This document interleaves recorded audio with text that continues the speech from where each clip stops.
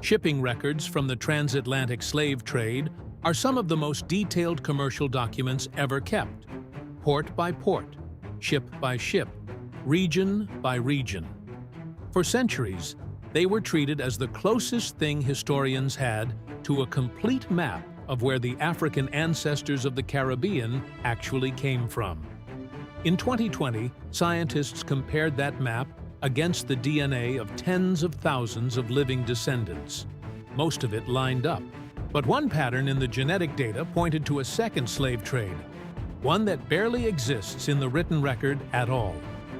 Between the 16th and 19th centuries, an estimated 12.5 million people were forcibly deported from the Atlantic coast of Africa. The Caribbean absorbed a staggering share of them, by some estimates, alongside Latin America, receiving roughly 70% of everyone who survived the crossing to the Americas. Historians have spent generations reconstructing exactly where those people came from, using one of the most extensive trade documentation systems in human history.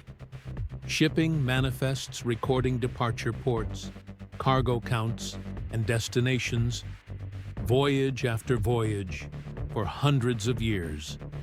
But a manifest only tells you where a ship left from and where it landed. It says nothing about what happened after that. Who was resold? Who was moved again? Whose ancestry ended up somewhere the original voyage never even went? In 2020, a team of population geneticists set out to test whether the paper trail and the biological record actually agreed. What they found didn't just confirm the shipping logs. It revealed a second, largely undocumented migration hiding inside the DNA of the Caribbean itself. To understand what the DNA revealed, you first need to understand the picture historians had already built from written sources alone. Slave trade databases, compiled from thousands of individual ship voyages, divide the Atlantic coast of Africa into several major trading regions: Senegambia in the far west, the Gold Coast, the Bight of Benin, the Bight of Biafra, West Central Africa around the Congo and Angola, and Southeast Africa around Mozambique and Madagascar. Each region shipped different numbers of captives to different parts of the Americas, and those numbers are documented port by port. For the Caribbean specifically, the records show massive volumes moving through Jamaica, Barbados, and the other British-held islands, with West Central Africa and the Bight of Biafra among the largest documented sources for the British Caribbean in particular. This written record shaped almost everything historians assumed about African ancestry in the Caribbean for 2 centuries. If a region sent a large share of ships to a colony, the expectation was that the modern population there should carry a correspondingly large share of ancestry from that same region. A direct, one-to-one relationship between where the ships landed and where the DNA points today. That assumption works remarkably well in a lot of cases.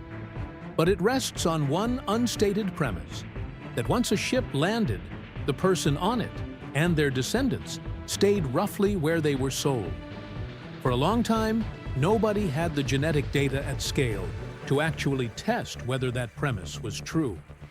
In 2020, a research team finally had that data. Tens of thousands of genetic samples across the Americas and Africa. And when they laid the DNA map on top of the shipping map, most of it matched perfectly, except for one region, which showed up somewhere the ships never went.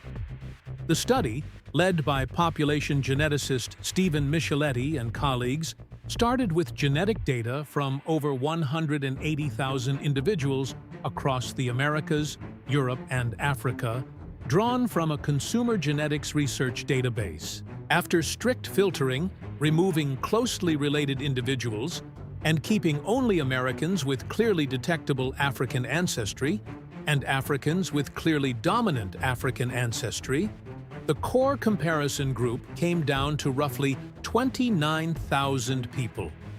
For each person, researchers used local ancestry inference, a method that scans small windows across the entire genome, and statistically assigns each window to one of several reference African populations, built from genetic data representing the major historical slave trading regions of the African Atlantic coast. Then came the comparison that made this study different from almost anything before it. They lined up the resulting genetic ancestry proportions, region by region across the Americas, directly against the historical shipping records. Actual counts of how many documented captives embarked from each African region and disembarked at each American destination, including specific Caribbean colonies. The goal was simple to state and enormous to execute. Does the DNA of the descendants, 4 to 12 generations later, still reflect the shipping manifests written by the traders who forced their ancestors onto those ships in the first place? For most regions, the answer was yes. The genetic signal and the paper trail told the same story. But one region broke the pattern completely, and it wasn't a small discrepancy. It pointed to an entire chapter of the slave trade that almost never made it into the official record. Let's start with what confirmed the written record. Across most of the Americas, the regional genetic ancestry proportions closely tracked the documented volume of people shipped from each African region to each destination. Where the ships went in large numbers, the DNA signal from that African region shows up strongest today. In that sense, one of the most brutal and meticulously documented trade systems in history left exactly the genetic fingerprint you'd expect. Here's where it broke. Ancestry associated with the Bight of Biafra, the Niger Delta region, homeland of the Igbo people, turned up at significant levels in parts of the Americas that shipping records show almost no direct trade with. That shouldn't be possible if people only moved once, from an African port straight to their final destination. The explanation researchers landed on is what's called the intra-American slave trade. Enslaved people who survived the transatlantic crossing into the British Caribbean and were then forcibly sold and shipped again, this time between American colonies, especially after direct transatlantic trading was increasingly restricted in the early 1800s. In other words, a huge number of people transported first into the Caribbean didn't stay there. They were trafficked a second time, deeper into the Americas, and almost none of that second forced migration survives in a written shipping record the way the original transatlantic crossing does. The DNA remembers a migration that the paperwork mostly forgot. There was a second, opposite surprise. Ancestry from Senegambia, the region covering modern Senegal and the Gambia, showed up at noticeably lower levels across the Americas than the shipping numbers alone would predict. The written record says a substantial number of people were taken from that region. The genetic record says a smaller share of their descendants are detectable today than the numbers imply. And a third pattern, this one about survival rather than movement. Across all of the Americas, the British Caribbean carries the highest average proportion of African ancestry of any region studied, meaning African heritage there has stayed the most genetically visible over time. Latin America, despite receiving the largest overall share of enslaved Africans historically, shows a far smaller proportion of people with clearly detectable African ancestry today.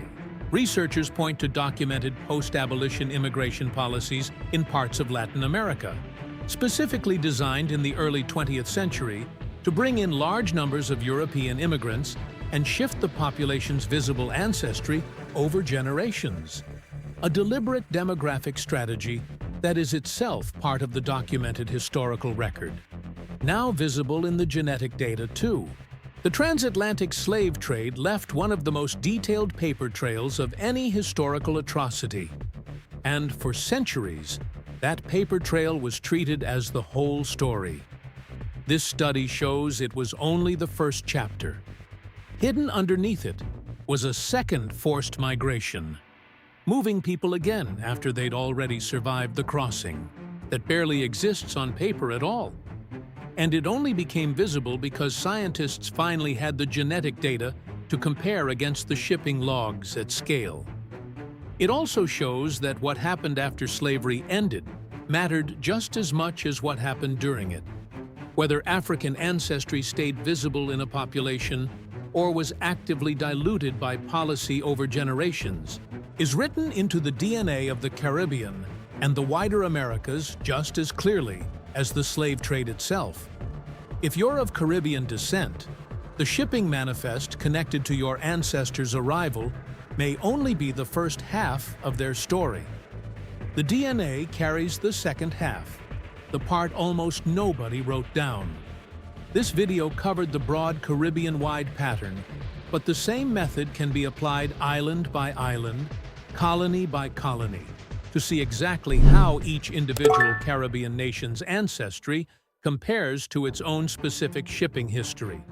If you want us to break down one island in detail next, tell us which one in the comments. And if uncovering the real documented history hidden inside the African and Caribbean diaspora matters to you, subscribe. Because that's exactly what this channel exists to do.